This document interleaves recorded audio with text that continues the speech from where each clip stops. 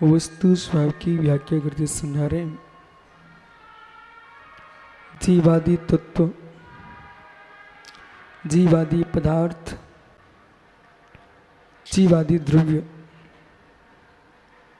ये उपनिषदीय पारणामिक में त्रिकालिक प्रमाण कर रहे हैं। द्रव्य की ध्रुव सत्ता पर जिसका दृष्टिकोण है, वो साधक स्वस्थ चित्त होकर के, पूर्ण स्वस्थ होकर के जब स्वतंत्रता का ध्यान करता है, अनुकूल द्रव्य क्षेत्र काल भाव जो सामने होता है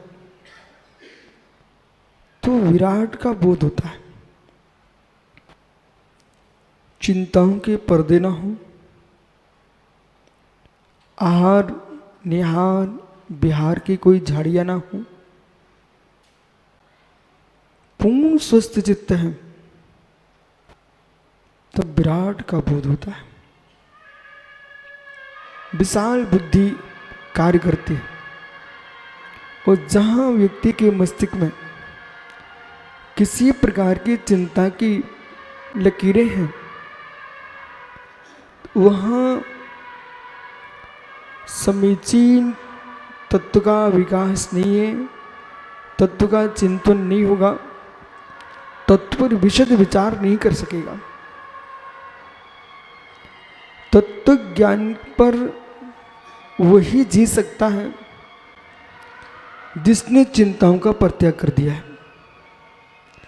वो चिंताओं का परित्याग जो किया है, चिंताओं की हेतुओं का भी त्याग होना चाहिए,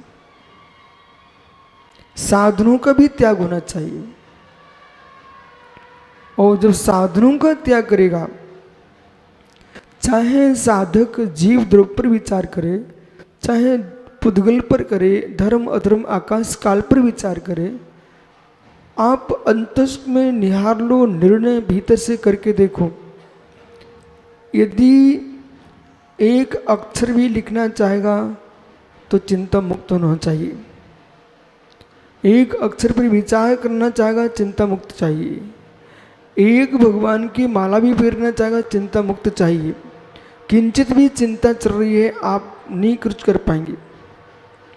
यहाँ तक कि जिस व्यक्ति को धन भी कमाना है तो उसको व्यापार की विराटता तब झलकती है जब अन्य चिंताओं से मुक्त रहता है, अन्य चिंताओं से ग्रसित चित्त है तो अर्थ नहीं कमा सकता है, अर्थ नहीं कमा सकता, आत्मर्थ कैसे ग्रहण कर सकता है।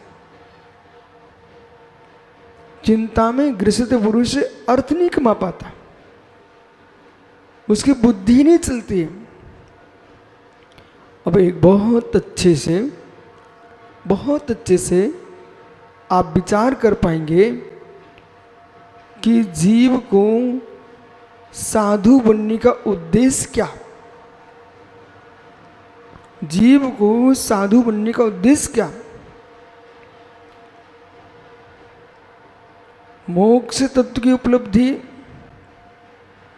संसार दुख मुक्ति,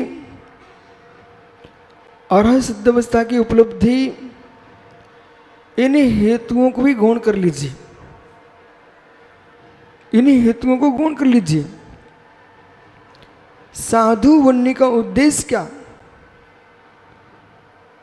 विश्वास मानिए, तत्व की निर्मल अनुभूति के लिए, निर्द्वंद जीवन जीने के लिए, निष्कलंक जीवन जीने के लिए चिंता मुक्त जीवन पद्धति कोई है, उसकी अनुभूति के लिए आपको साधु बनना पड़ेगा। उस साधु बन के सारी चिंताओं से मुक्त जब जीव हो जाएगा तो श्रुत सपर्याय में तल्लीन होगा। सुबह जो पुण्य कहा था विकास भैया कि जो मैं जान रहा हूं आप नहीं जान पा रहे हो, ये बड़ा ध्यान देने का विषय था। पुनः निर्णय कर लीजिए, जो मैं जानूँ आप नहीं जान पाएंगे। नहीं जान पाएगा, जीव नहीं जान पाएगा। छोसम की धारा अनेक विकल्पों के साथ, छोसम की धारा निर्द्वंदता के साथ, जो निर्द्वंदता के साथ छोसम होगा, अंतर समझना, एक पाइपलाइन में पानी जा रहा है और एक में कचरा फंस गया, एक में धारावाहिक पानी जा रहा है और एक में रिस रिस के पहुंच रहा है, अंतर दोनों में चल रहा है। ऐसे ही यदि यथार्थ में विरक्त साधक है, उसके अंदर जो श्रुत की धारा है एक स्वच्छ पाइपलाइन के अंदर जा रहा है, और जहां अनेक प्रकार की चिंताओं से ग्रसित है, वहां बीच में कचरा अड़ गया। इस दृष्टि से देखा जाए, जितना विराट चिंतन आचार्य वीर सेन स्वामी श्री धवला जी टीका लिख रहे होंगे, यथार्थ मान के चलना, बहुत सारे प्रपंचों से दूर बैठे होंगे, क्योंकि प्रपंच के मध्य में चित्त के अंदर प्रपंच ने स्थान बना लिया, इतने गहरे सूत्रों का सृजन नहीं हो सकता। विद्यानंद स्वामी के मस्तिष्क में जब दर्शन ही दर्शन गूंज रहा था, तो लोगों की दृष्टि में लगता है परमत में तल्लीन थे, नहीं, दर्शन ही दर्शन दिख रहा था, उनको सम्यक दर्शन दिख रहा था, सम्यक दर्शन दिख रहा था। जैसे कि कचड़े के बीच से, कंकड़ों के बीच से कोई गेहूं बीन रहा है, ऐसे मिथ्या दर्शनों की व्याख्या के बीच में सम्यक दर्शन खोज रहे थे। ये अंदर की धारा है। अब आप लब्धिसार जैसे ग्रंथ का अध्ययन किए हो, और लब्धिसार जैसे ग्रंथ का अध्ययन कर लिया जिसने, उसको बोध होना चाहिए पांचों लब्धियां प्राप्ति के लिए, भले वो ग्रस्त मिथ्या दृष्टि क्यों न हो, जब लब्धियों के नजदीक आने का जब समय आता है, तो उसकी विशुद्धि लब्धि इतनी प्रचंड होना चाहिए। देशना लब्धि के लिए एकाग्रता चाहिए, देशना लब्धि के लिए एकाग्रता चाहिए। छोषम लब्धि तब बन पाएगी मित्र, उस जीव के लिए विशुद्धि लब्धि चाहिए, देशना लब्धि चाहिए, छोषम लब्धि चाहिए। जब काल लब्धि आने पर प्रायोग लब्धि जब होगी, तभी काम होगा। प्रायोग लब्धि नहीं आई तो, प्रायोग लब्धि नहीं आई तो क्या कार्य हो जाएगा? सम्यक नहीं होगा। चार लब्धियां मिथ्या दृष्टि भी प्राप्त कर लेता है, लेकिन प्रयोग लब्धि, और जब तक जीव करण लब्धि के नजदीक नहीं आएगा, तो करण लब्धि कहेगी साधकतम करणम। करण कहते किसे? जो साधकतम करणम, जो कारण साधकतम है वही करण है। करण लब्धि चाहिए, करण लब्धि चाहिए, करण लब्धि चाहिए। अब जब जब करण लब्धि चाहिए, 16 प्रगतियों का वो क्या करेगा? 16 प्रगतियों को संबर करेगा। जब संबर करेगा 16 प्रगतियों का, उस समय जीव के अंदर, एक सामान्य प्राणी के अंदर विशुद्धि का संचार होगा। आत्मविशुद्धि, आत्मविशुद्धि।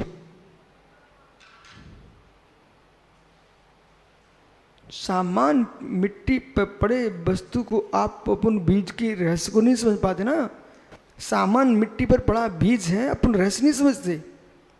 बीज है, मिट्टी, उसके अंदर क्या चल रहा है? या तो बीज बन के आइए, या तो बीज बन के आइए, या बीज बुद्धि रिद्धि प्राप्त करके आइए, बीज बन के आइए, बीज बुद्धि रिद्धि प्राप्त करके आइए। अवधि ज्ञान मना प्रिय ज्ञान, केवल ज्ञान प्राप्त करके आओ, तब तुमको दिखाई देगा बीज के अंदर क्या हो रहा है। ऐसे विकास भैया, जो जीव सच्चा वैरागी है, दीक्षा लेने के भाव रख रहा है, संयम की ओर बढ़ रहा है, आपको लगेगा ये सामान्य आदमी मेरे बगल में बैठा हुआ है। ये जो लग रहा है वो अलग विषय है। वो जो उसके अंदर हो रहा है, कर्ण प्रणाम चल रहे हैं, जो कर्ण प्रणाम चल रहे, अंदर कर्ण प्रणाम चल रहे हैं, ये भीतर का कार्य है। बाहर की विनय आदि धर्म, प्रसम सम्यक अनुकंपा, यहां तक तो सामान्य जीव कर ले, आस्तिक गुण तभी आएगा तो तुम्हारे भीतर सम्यक्त होगा।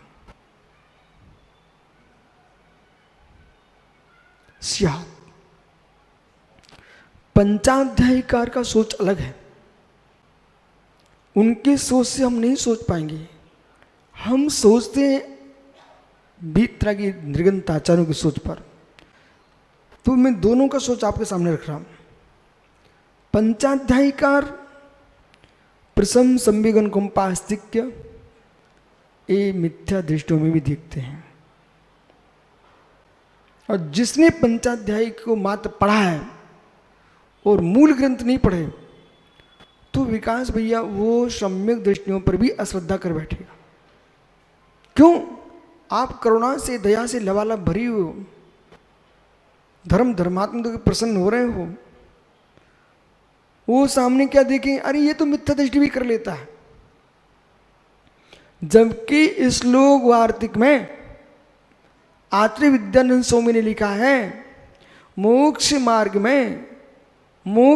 में प्रसम संवेगन कुंपास्तिक्य वही स्वीकार किया गया है जहां पर अनंत आनंदी कसाय का अभाव हुआ है।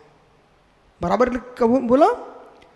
इसे समझना, जहां पर अनंत आनंदी कसाय का अभाव होगा वहां पर ही प्रसम संवेगन कुंपास्तिक्य होगा। ऐसा आचार्य विद्यानंद स्वामी लिख रहे हैं। इसलिए बहुत सारी ऊपर की प्रवृत्ति को देख करके पंचाध्यायिकार ने बोल दिया, ऐसा लिख दिया, पर अंतरिंग में जाके देखेंगे तो मुझे दिखता है कि 6 द्रव्यों पर श्रद्धान भी उसी का होगा जिसके भीतर 7 प्रकृतियों का 6 क्षोभम होगा। भीतर 7 प्रकृतियों 6 क्षोभम होगा, तब ये जीव सत्यार्थ तत्व पर विश्वास करेगा। और ये 7 प्रकृतियों का 6 क्षोभम नहीं हुआ है, उसको जिन भाषित तत्व पर श्रद्धा ही नहीं होगा।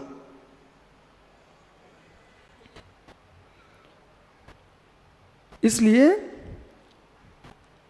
पंच परमेष्टि की भक्ति के साथ, श्रुत की आराधना के साथ, निर्गंत गुरुओं के साथ, इनकी अनुभूति के साथ साथ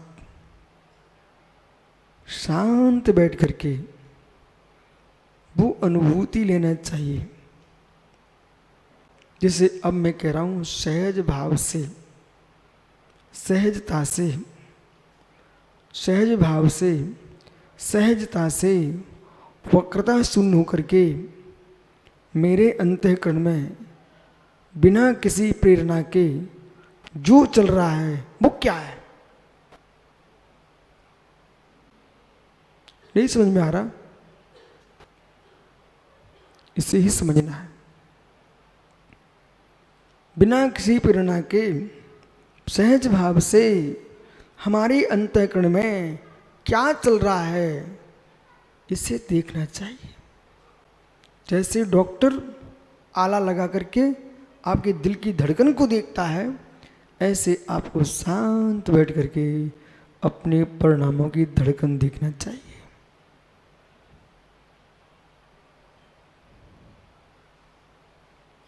बहुत सारे ऐसे विषय हैं जिन्हें अभी मैं कहूँ आपसे, आप नास्तिकता की ओर अपनी बुद्धि लगाओगे, पर मैं नास्तिक नहीं बना रहा हूं, आपको शुद्ध आस्तिक बना रहा हूं।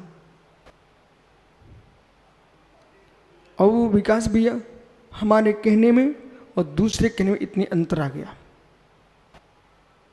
मैं यूं कह रहा हूं कि देव सा गुरु को मैं सामने इसलिए लेके आता हूं, ये व्यवहारी जन भयभीत ना हो जाए।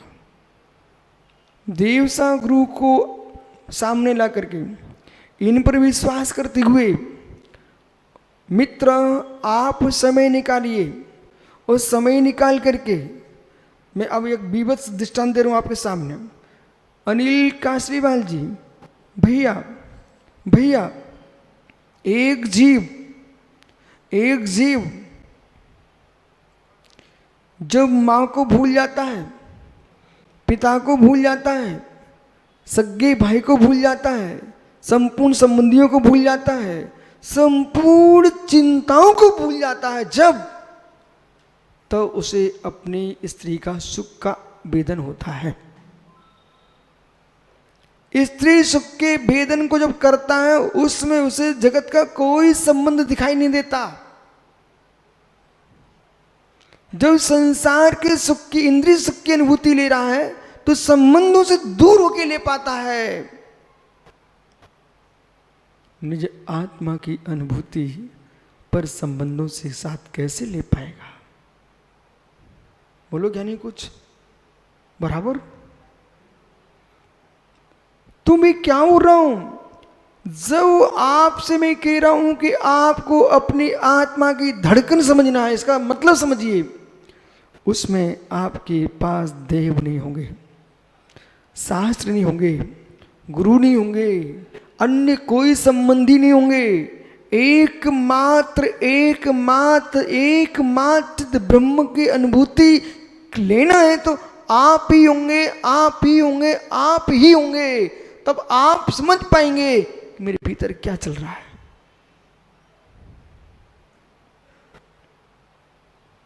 क्या चल रहा है? क्या कभी समय देंगे आप ऐसा करने के लिए?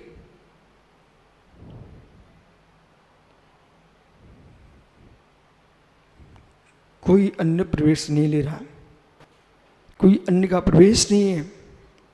एकमात्र मैं। फिर खोजना अंदर में। परिणामों की धारा शुभ चल रही है, अशुभ चल रही है, कि शुद्ध में प्रवेश करने का लक्ष्य है।